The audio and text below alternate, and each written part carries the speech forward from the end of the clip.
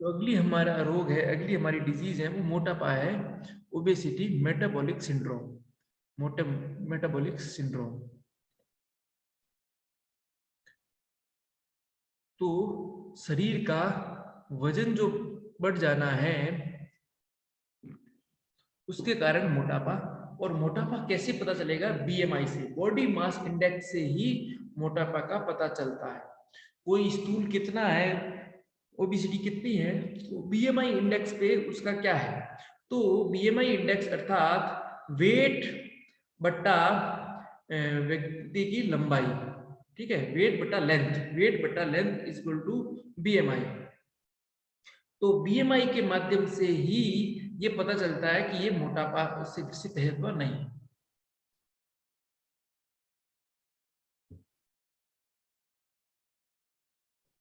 सामान्यतः 21 से 24 के बीच में मोटापा नहीं है, लेकिन उससे अधिक जो जो बढ़ता है वो मोटापा कहलाता है, मोटापा कहलाता है।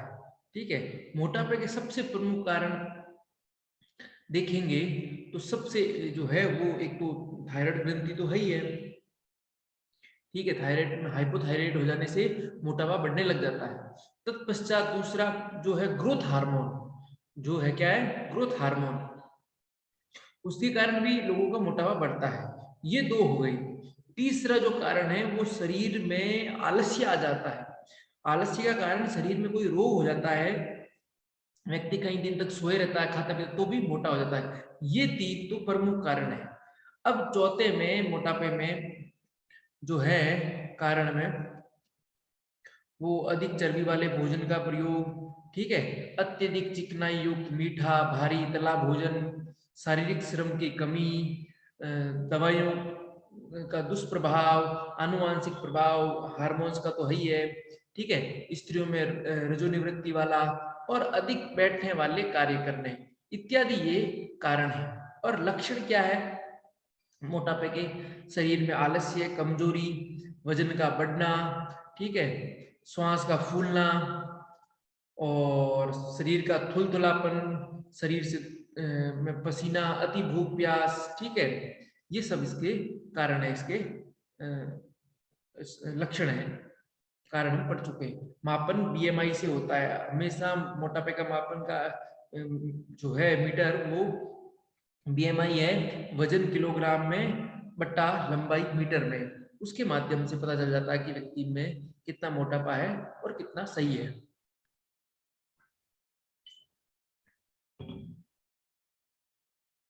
अब यौगिक चिकित्सा। तो यौगिक चिकित्सा में इसमें जल नीति ठीक है करो, लेकिन जल नीति का कोई विशेष लाभ मोटापे में नहीं होता है। संघ प्रक्षालन, वमन धोती, ये दो इसके लिए बहुत उपयोगी है। इसमें भी लघु संघ प्रक्षालन और संघ प्रक्षालन एक ही चीज है, तो संघ प्रक्षालन इसमें सबसे उपयोगी चीज है, सबसे उपयोगी संघ प्रक्षालन है।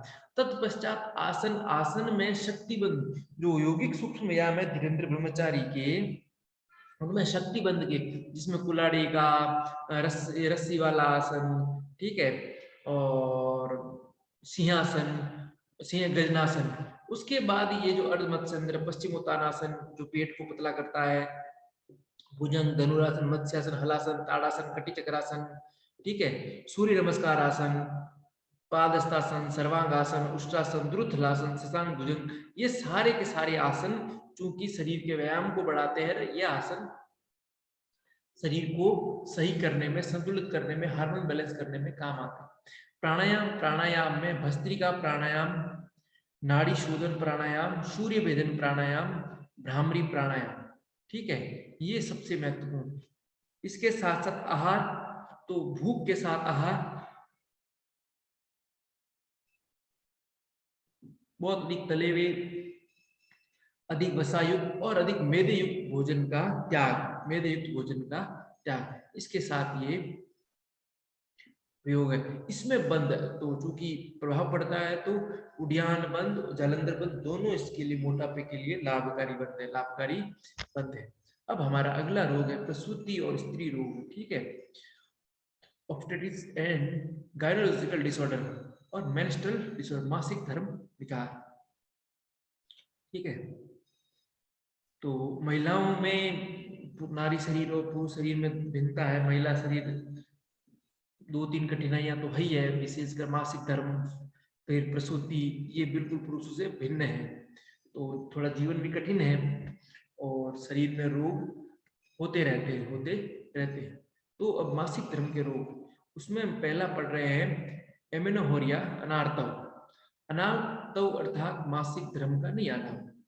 महिलाओं में 13 वर्ष की उम्र में बालिकाओं में मासिक स्राव का आना आरंभ हो जाता है और वो फिर प्रति 28 दिन के पश्चात निरंतर आता रहता है 50 वर्ष की उम्र तक। तो 13 से लेके 50 वर्ष तक की उम्र में मासिक स्राव का आना, अब उसका नहीं आना अनार्तव कहलाता है। 13 वर्ष उम्र हो जाए तब नहीं आए, बीच में कभी ना आए, या 50 वर्ष से पहले कभी भी बंद हो जाए, तो इस प्रकार मासिक स्राव का बंद हो जाना, मासिक स्राव का ना होना अनार्तव कहलाता है, मासिक स्राव का नहीं होना। एक स्वस्थ महिला को मासिक स्राव 28 दिन के बाद आता है और प्रत्येक महीने 3 से 5 दिन तक रहता है। ठीक है, जब ये मासिक स्राव की प्रक्रिया सही ढंग से नहीं होती, बंद हो जाती है, तो ये अनार्तव कहलाता है। ये दो प्रकार का, प्राथमिक और द्वितीय। जब किशोरी में 14 से 17 तक मासिक धर्म प्रारंभ नहीं होता तो उसे प्राथमिक अनार्तव कहते हैं। ठीक है, 13 वर्ष में आरंभ हो जाता है, लेकिन 13-17 के बीच में जब नहीं होता है तो ये प्राथमिक अनार्तव है। इसके कई कारण हैं, उसमें हार्मोनल इम्बैलेंस भी प्रमुख कारण है। उसके साथ साथ पोषण की कमी हो सकती है, तनाव इत्यादि कारण हो सकते हैं। दूसरा अनार्तव है एक बार आरंभ होने के बाद बीच में कभी भी बंद हो जाए।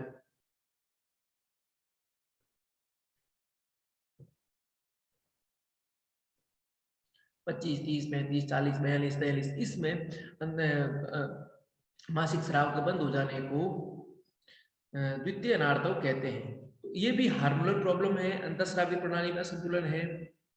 ठीक है, गर्भ निरोधक गोलियों के उपयोग से, भोजन के असंतुलन से, ठीक है, जीवनचर्या में परिवर्तन से ये हो जाते हैं।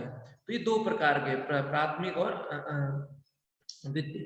तो प्राथमिक आरंभ होने से पहले रक्तस्राव का ना होना और द्वितीय आरंभ हो कई वर्षों तक चला फिर नहीं आना, तो ये द्वितीय अनार्तव कहलाते हैं। तो दोनों हार्मोनल है, लेकिन द्वितीय में कई कारण व्यक्तिगत गलतियां भी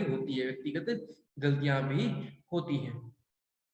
दूसरा है कष्टार्तव, डिस्मेनोरिया। कष्ट आर्तव, जब वो मासिक स्राव आता है तो उसमें पीड़ा होती है, कमर में दर्द, पैरों में, पिंडलियों में दर्द, तो ये जो पीड़ा है, सर में दर्द, ठीक है, तो ये कष्ट आर्तव कहलाता है।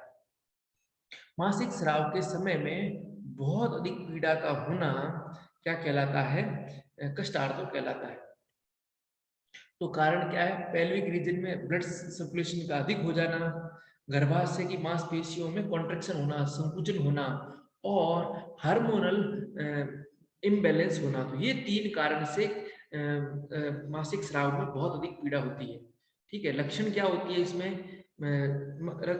मासिक स्राव के कारण में पेट के निचले भाग में तीव्र पीड़ा हो जाती है और साथ कमर में भी और पिंडलियों में पीड़ा, मितली आना, शरीर में कमजोरी, पेट में सूजन, सिर दर्द, किसी का वजन बढ़ जाता है तो किसी का वजन घट भी जाता है।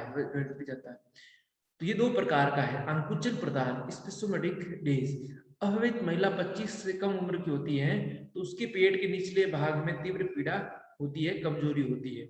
और दूसरा जो है संकुलता प्रदान, उसमें प्री मेंस्ट्रुअल सिंड्रोम, कमर पेट में भारी सूजन, अति तनावपूर्ण परिस्थिति, ये आ जाती है। तो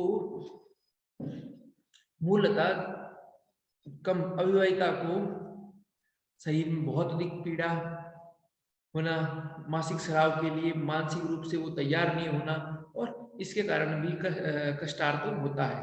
दूसरे में क्या है? तनावपूर्ण परिस्थितियां आ जाए, ठीक है, जो ही मासिक स्राव का समय आए तब शरीर में दर्द और कुछ ना कुछ चिंता ऐसे उत्पन्न हो जाए, उसका फोबिया हो जाए, उसके कारण भी ये पीड़ा होती है। कष्ट आर्तव का जो सबसे अच्छी चिकित्सा है वो गर्म पानी, 1 गिलास गर्म पानी में 3 चम्मच देसी गाय का घी मिला के उन 4-5 दिन में पी लेने से बहुत ही महत्वपूर्ण लाभ मिलता है, बहुत ही महत्वपूर्ण लाभ मिलता है। अब अगला है अति रजस्राव, मेनोहोरेरिया। यदि रजस्राव में रक्त की मात्रा अत्यधिक हो, सामान्य से ज्यादा अवधि दिनों तक हो, उसे मेनोरेजिया कहते हैं, अति रजस्राव कहते हैं, मेनोरेजिया कहते हैं। तो इसमें क्या होता है, सामान्य 3 से 5 दिन होता है, तो इसमें 5 से 7 दिन लग जाते हैं। एक दूसरा, रक्त स्राव की मात्रा भी बढ़ती है। तो कारण क्या है, गर्भाशय में रसोली गांठ, पेड़ों में सूजन, पहले प्रसव के पश्चात या गर्भपात के पश्चात, ये कारणों से ये होते हैं। अब इन सब की यौगिक चिकित्सा, जितने अनार्तव और ये सब थे, अब इनकी यौगिक चिकित्सा क्या है, कष्टार्तव, अनार्तव और अतिरजस्राव। तो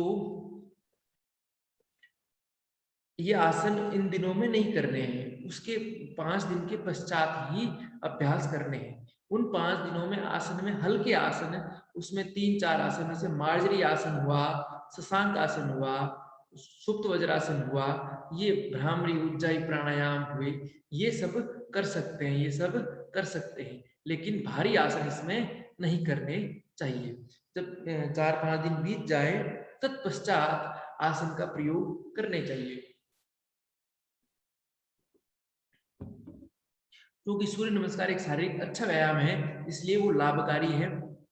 फिर शक्तिबंध समूह के आसन, फिर वज्रासन, व्याघ्र आसन, उष्ट्रासन, मार्जरी आसन, शशांक आसन, सुप्त वज्रासन, शशांक से भुजंग रिपीटिशन, सरल आसन, अर्थमचंद्र, ताड़ासन, हनुमान आसन इत्यादि आसन।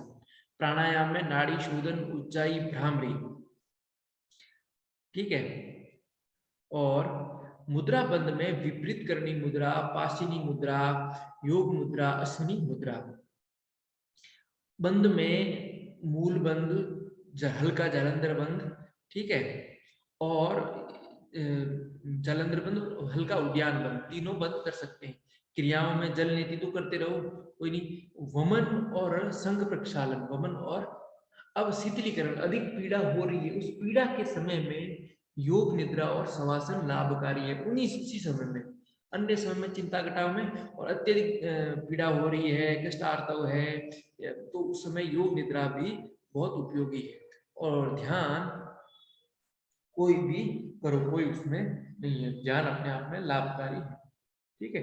आहार में उन 3 से 5 दिनों के बीच में 1 गिलास गर्म पानी में 3 चम्मच गाय का घी, और अन्य दिनों में छाछ या दही के साथ गेहूं के दाने के बराबर चूना, गेहूं के दाने के बराबर चूना इसमें उपयोगी है।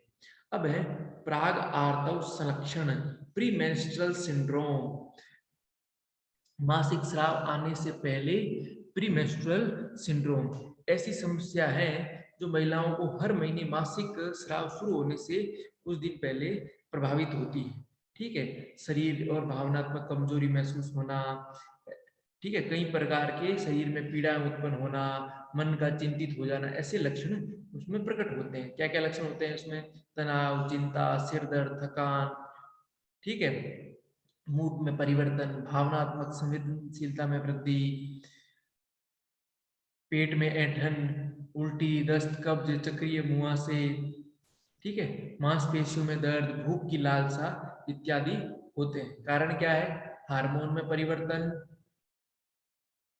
मस्तिष्क में रासायनिक परिवर्तन, तनाव और भावनात्मक समस्याएं। तो उसके लिए भी लगभग वही आसन, वही सब चीजें हैं, ठीक है, उपयोगी है जो हम पढ़े, योग निद्रा और ध्यान और तो मंत्र जप। और महिलाओं के लिए विशेषकर जो है वो चंद्रमा, चूंकि मन का देव चंद्रमा है, और ये तो अब पूरा का पूरा सिद्ध भी हो चुका है कि मासिक स्राव भी चंद्रमा से बहुत संबंधित है। तो चंद्रमा के लिए चंद्रमा की उपासना, ठीक है, तो चंद्रमा की उपासना कैसे कर सकते हो, चंद्रमा के समय में ध्यान, चंद्रमा से प्रार्थना इत्यादि सब चीजें, ठीक है, प्रभावित करती है, ये प्रभावित करती है। अब अगला अपना रोग है रजोनिवृत्ति या रजोनिवृत्ति पूर्व संलक्षण, menopause and pre menopausal syndrome. जिस प्रकार अनार्तव है, अनार्तव से अधिक पीड़ादायक और हानिकारक रजोनिवृत्ति है। रजोनिवृत्ति कारण बहुत सी महिलाओं का वजन बढ़ जाता है, चेहरा परिवर्तित हो जाता है, ये सब चीजें देखी जाती हैं। तो मासिक धर्म के स्थायी रूप से बंद हो जाने पर को रजोनिवृत्ति कहते हैं। सामान्य 50 वर्ष उम्र है, 45 वर्ष से लेके लगभग 52-53 वर्षों तक की ये स्थिति रजोनिवृत्ति का काल कहलाता है।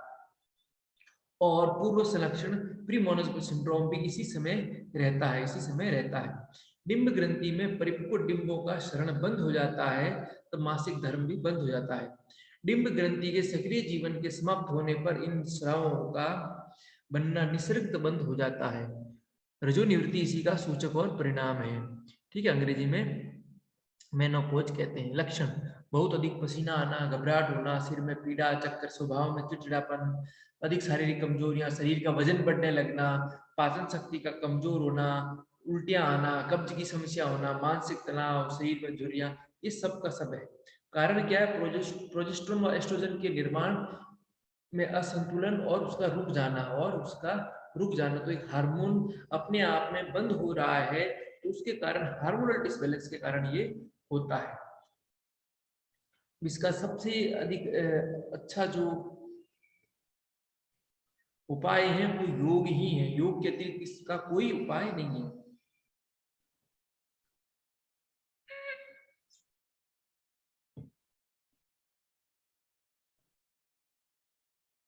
योगिक आसनों में सबसे अच्छा इसमें मूलबंध, अश्विनी मुद्रा, सिद्धासन, ठीक है, फिर उत्कटासन, त्रिकोणासन, पादहस्तासन, कटी चक्रासन, सुप्त उद्रासन, वीरभद्रासन, ये आसन है। प्राणायाम में इसमें कोई समस्या नहीं, सारे प्राणायाम अपने आप में उपयोगी है, बैलेंस करने वाले हैं। मुद्रा बंद में मूलबंध, अश्विनी मुद्रा, ठीक है, उद्यान बंद उस ज्यादा नहीं, लेकिन इस प्रभावित करता है, इसलिए उद्यान बंद और ध्यान की क्रिया।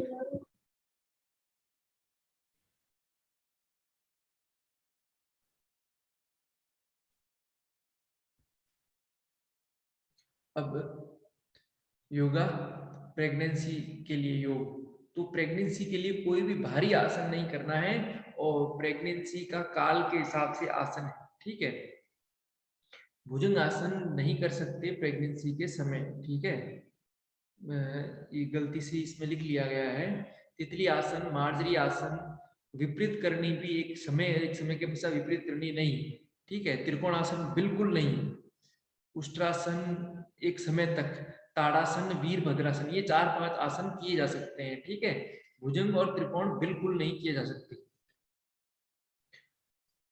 वीरभद्रासन, ताड़ासन, मार्जरी आसन, ये आसन, और चक्की चाल आसन या चक्की का चलाना, ये गर्भ में सबसे अच्छे हैं, सबसे अच्छे आसन आ जाते हैं। अब अगला है complicated pregnancy, high risk pregnancy, ठीक है। तो जटिल गर्भावस्था है जिसमें माँ या उसके भ्रूण के स्वास्थ्य और जीवन को कोई ना कोई भय रहता है, उनके स्वास्थ्य से संबंधित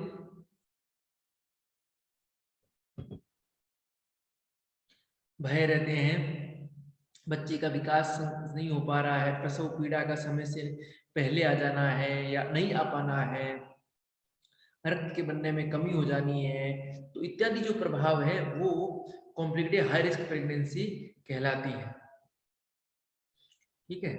तो उसमें बहुत से कारण हैं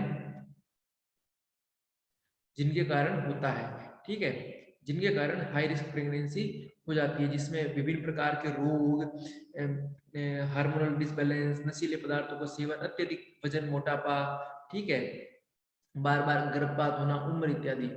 तो इसका रक्षा क्या है? तो इसका रक्षा योग अभ्यास में सामान्यतः एक तो उत्कट आसन है, दूसरा वीरभद्र आसन है, तितली आसन है, मार्जरी आसन है, ये 4 सामान्य आसन है बिल्कुल हल्के तरीके से करने से। इसके साथ साथ सबसे बढ़िया इसमें है गोमूत्र का सेवन, पंचगव्य का सेवन, जो व्यक्ति के अपान को बढ़ाता है और अपान ठीक हो जाता है तो ये समस्याएं स्वतः ठीक हो जाती है। इसलिए अपान मुद्रा और गोमूत्र का सेवन इसमें लाभ करता है। अंतिम में तो फिर ऑपरेशन है ही है, अंतिम में तो ऑपरेशन है ही है। गर्भावस्था प्रेरित उच्च रक्तचाप। गर्भावस्था में दो चीज होती है, एक हाइपोथायराइड, वजन भी बढ़ता है और थायराइड भी बढ़ती है, और इसके साथ साथ हाई ब्लड प्रेशर भी हो जाता है। हाई ब्लड प्रेशर पहले नहीं हुआ करता था, अब थोड़ा बहुत होने लग गया है, और थायराइड तो बढ़ती ही है, वजन बढ़ता है, लेकिन वो धीरे धीरे अपने आप प्रेगनेंसी के पश्चात ठीक हो जाती है, ठीक हो जाती है। तो गर्भावस्था के समय बहुत से कारणों से हाइपरटेंशन हो जाती है, हाइपरटेंशन हो जाती है, उससे शरीर में कई सारी प्रॉब्लम्स आती हैं, कई सारी प्रॉब्लम आती है। तो अधिक बीपी की तो सबसे अच्छी जो औषधि है वो योग निद्रा, प्रणव का जप, ध्यान, प्राणायाम, और ये कभी भी कर सकते हैं, कभी भी कर सकते हैं, कोई समस्या नहीं है। अब गर्भकालीन मधुमेह, ये सबसे महत्वपूर्ण है, गर्भकालीन मधुमेह। और इस समय रक्त में शर्करा बढ़ जाना तो विभिन्न हार्मोन डिसबैलेंस करता है, तो इसका नुकसान भी है। जल्दी थकावट आना, बार बार प्यास लगना, अधिक पेशाब आना, जी मिचलाना, धुंधला दिखाई देना, ठीक है, मूत्राशय में, त्वचा में संक्रमण होना, तो ये बहुत ज्यादा एक परेशानी वाली चीज है। तो इसमें उचित आहार और ठीक ठीक प्रकार का भोजन बैलेंस कर देता है, बैलेंस कर देता है। अब अगला जो रोग हम पढ़ेंगे वो हमारे लिए है पॉलीसिस्टिक डिम्ब ग्रंथि संलक्षण, पीसीओएस, पॉलीसिस्टिक ओवेरियन सिंड्रोम, इसको पीसीओडी भी कहते हैं, पीसीओडी भी कहते हैं, ठीक है, पॉलीसिस्टिक ओवेरियन डिसऑर्डर। पॉलीसिस्टिक डिम्ब ग्रंथि संलक्षण महिलाओं में पाया जाने वाला सामान्य विकार है। महिलाओं में बीमारी प्रजनन हार्मोन्स में गड़बड़ी व मेटाबॉलिज्म खराब होने पर होती है, ठीक है। महिलाओं के जो जनन हार्मोन्स हैं उनमें इम्बैलेंस, असंतुलन के कारण अंडाशय में छोटी बड़ी गांठ या कोई ब्लेस तैयार हो जाता है।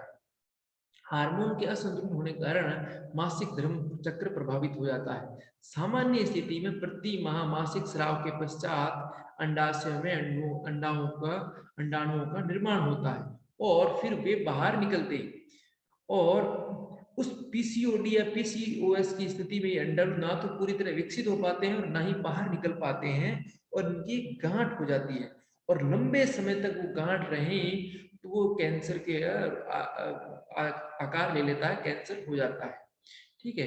तो पीसीएस के प्रकार है कई प्रकार के। तो इंसुलिन प्रतिरोधक इश्यूज, जब शरीर में इंसुलिन का स्तर प्रभावित होता है, रक्त शुगर असंतुलित हो जाता है, तो इस स्थिति में ये प्रभावित करती है। दूसरा है रोग प्रतिरोधक संबंधित पीसीओएस, रोग प्रतिरोधक क्षमता कम होने पर शरीर में एंटीबॉडीज का निर्माण, ऑटो एंटीबॉडी का निर्माण हो जाता है, ठीक है, और ये प्रोटीन के खिलाफ काम करता है, तो इसका भी प्रभाव पड़ता है, इसका भी प्रभाव पड़ता है। इसके लक्षण अनियमित मासिक स्राव, चेहरे पर अधिक बाल, मुहासे, बाल का झड़ना, पेट दर्द, गर्भधारण में मुश्किल आना, बार बार गर्भपात, त्वचा का दाग, मोटापा इत्यादि। कारण हार्मोन इम्बैलेंस, ठीक है, असंतुलित आहार, और सबसे ज्यादा भावनात्मक और मानसिक तनाव और असंतुलन था। इसमें चिकित्सा तो सबसे अधिक इसमें चूना काम का है, ठीक है, राजीव दीक्षित ने इस पे बहुत अधिक बोला कहा है, तो चूना इसमें काम का है। इसके साथ साथ आसन, प्राणायाम, मुद्रा बंद बहुत अधिक उपयोगी है, बहुत अधिक, क्योंकि उस क्षेत्र की मांसपेशियों में शिथिलता लाने के लिए, मांसपेशियों को स्वस्थ करने में योग भूमिका निभाता है, योग भूमिका निभाता है, ठीक है। तो वो सारे आसन सेम है जो पहले हमने पढ़े। अब अगले प्रकार के रोग हैं जठरांत्र विकार, गैस्ट्रोइंटेस्टाइनल डिसऑर्डर, पाचन तंत्र को प्रभावित करने वाले रोग जठरांत्र विकार कहते हैं, क्योंकि अपने आयुर्वेद में जठर कहते हैं। तो मूलतः पेट के रोगी हैं। इन रोगों में पेट में सूजन, पेट में अल्सर, पेट में गैस, पेट में कैंसर इत्यादि शामिल है। गैस्ट्राइटिस एक्यूट एंड क्रोनिक, जठर शोथ, पेट में सूजन, ठीक है, तीव्र एकदम और जीर्ण पुरानी। तो गैस्ट्राइटिस जो पेट गैस्ट्रिक जूस हैं, जो पाचक रस स्राव होते हैं, वो पेट की स्थिति परतों में सूजन, उत्तेजना या उनका क्षरण होना कहा जाता है। ये एकाएक धीमे हो सकती है। तीव्र गैस्ट्राइटिस एकाएक होता है और गंभीर सूजन उत्पन्न करता है। और क्रोनिक गैस्ट्राइटिस है लंबे समय तक रहने वाला, वो भी लंबे समय तक सूजन रखता है। तीव्र गैस्ट्राइटिस एक्यूट 2 से 3 दिनों तक रहता है और क्रोनिक 7 दिनों से अधिक लेकर चिकित्सा होने के समय वर्षों तक बना रहता है। तो लक्षण क्या है? तो उल्टी आना, बार बार डकार, पेट फूलना, शीघ्र मतलब भूख खत्म हो जाना, थोड़ा खाया पेट भर जाना, हिचकियां आना, अपच होना, भूख नहीं लगना, वजन में कमी, ठीक है, पेट पे भारीपन लगना, ये सब। अब इसके कारण क्या है? तो तीव्र दवाओं, शराब आदि का सेवन, ठीक है, कॉफी, एनीमिया, पित्त का लौटना, मतलब कम हो जाना या अधिक आ जाना, ठीक है, अनेक प्रकार के कारण हो सकते हैं। अनेक हार्मोनल डिसबैलेंस, ऐसा आहार जो पित्त को बढ़ाता हो, नुकसान करता हो, अत्यधिक भूखा रहना हो, ये सब इसके कारण है। आसन, तो पवन मुक्तासन, वज्रासन, उष्ट्रासन, ताड़ासन, तो आसन तो जो पेट को प्रभावित करते हैं, लेकिन वो एक्यूट में नहीं हो तब धीरे धीरे करें। सबसे अच्छा इसमें आसन वज्रासन काम करेगा और शशांक आसन, ये दो आसन, और फिर दूसरे धीरे धीरे आसन। प्राणायाम में भस्त्रिका, भ्रामरी, नाड़ी शोधन, शीतली, शीतकारी, ये प्राणायाम भी बहुत उपयोगी है इसमें, शीतली शीतकारी, ठीक है, ये ध्यान रखना। पेट से संबंधित में शीतली शीतकारी प्राणायाम बहुत उपयोगी है। क्रियाओं में संघ प्रक्षालन, नौली, वमन इत्यादि क्रियाएं। अब अगला रोग है हमारा अपचक, अजीर्ण, अग्निमांद, जिसे डिस्पेप्सिया कहते हैं, ठीक है। शरीर में वात पित्त की साम्यावस्था बिगड़ती कब है? जब शरीर की अग्नि सम नहीं रहती है, ठीक है। शरीर की अग्नि सम नहीं रहने के कारण भोजन पदार्थों के पाचन की शक्ति क्षीण हो जाती है, पाचन की शक्ति कमजोर हो जाती है और भोजन का पचना कम हो जाता है। तो एक बार खाने के बाद फिर दोबारा भूख लग नहीं पाती है, पेट में भारीपन रहता है, डकारें इत्यादि आती है, ये अपाचक के लक्षण है। उसमें कई लक्षण है, भूख का कम लगना, बिना खाए पेट भरा भरा रहना, ठीक है, आहार के प्रति अरुचि होना, वमन होना, जीभ पर मेल की परत जम जाना, आंतों में मल संचय होना, कब्ज होना, पेट दर्द होना, कमजोरी महसूस, ये सब इसके लक्षण है। कारण क्या है? पाचन तंत्र की प्रक्रिया का अस्त व्यस्त हो जाना, अत्यधिक भोजन करना, भी गरिष्ठ आहार भी अधिक खा लेना, भोजन को चबा चबा कर नहीं करने के कारण लार नहीं मिलना, पाचक रसों का सही मात्रा में स्राव नहीं होना, मानसिक तनाव, बेचैनी, यकृत लीवर का सही ढंग से कार्य नहीं करना और अत्यधिक नशीले पदार्थों का सेवन करना, इनके कारण ये अपचन, अजीर्ण या अग्निमांद जिसको कहते हैं, अर्थात जठराग्नि कम स्राव करती है गैस्ट्रिक जूसों का। तो इस प्रकार का ये रोग है डिस्पेप्सिया। यौगिक उपचार, तो इसमें पेट को एकदम प्रभावित करने वाले आसन नहीं करने चाहिए, प्रश्न आ चुका है, ठीक है, जिसमें त्रिकोण आसन वगैरह, ये आसन कब्ज और इनमें एकदम नहीं करने चाहिए। इसमें ऐसे आसन करने चाहिए जो धीरे धीरे पेट की क्रियाशीलता को बढ़ाते हो, ठीक है, उदरीय क्रियाशीलता को बढ़ाते हो। तो उसमें पवन मुक्तासन भाग 2, भाग 3 जो धीरेन्द्र ब्रह्मचारी ने सूक्ष्म व्यायाम दिए उसके, फिर वज्रासन, शशांकासन, भुजंगासन, शवासन, पश्चिम उत्तानासन, उदराकर्षण, पवन मुक्तासन, ये सब इसके उपयोगी आसन है। प्राणायाम में नाड़ी शोधन, भ्रामरी, भस्त्रिका और उनके साथ साथ चूंकि जठराग्नि से प्रभावित है तो सूर्य भेदन, शीतली, शीतकारी, ये प्राणायाम इसमें उपयोगी है। क्रियाओं में व्याघ्र क्रिया, अग्निशार, नौली, धोती, संघ प्रक्षालन, ये बहुत ही उपयोगी। अगला रोग है पेप्टिक अल्सर। अगला रोग है, ये उल्टा है। इसमें पहले वाले रोग में हमने जो पढ़ा उसमें क्या था गैस्ट्रिक जूस का स्राव कम हो गया, और यहाँ थोड़ा उल्टा हो जाता है, या तो गैस्ट्रिक जूस का जो है उनका स्राव अधिक हो जाना, या फिर शरीर में कोई ना कोई संक्रमण हो जाना, कोई ना कोई संक्रमण हो जाना। तो पाचन तंत्र की श्लेष्मिक दीवार है, जो अंदर की दीवार है, म्यूकस वॉल, उसमें होना कोई छेद हो जाना, कोई कट जाना, कोई संक्रमण हो जाना, या फिर अधिक गैस्ट्रिक जूस के वजह से वो जो एसिड है उससे जल जाना, तो उसके कारण ये वॉल क्षतिग्रस्त हो जाती है। और वो क्षतिग्रस्त होना, उसका उसके अंदर चकते पड़ना, यही पेप्टिक अल्सर कहलाता है। पेप्टिक अल्सर कहलाता है। पेप्टिक अल्सर के प्रकार, ड्यूडेनल अल्सर या गृहिणी अल्सर, छोटी आंत में होने वाला पेप्टिक अल्सर, ठीक है, तो उसको बोलते हैं ड्यूडेनल अल्सर।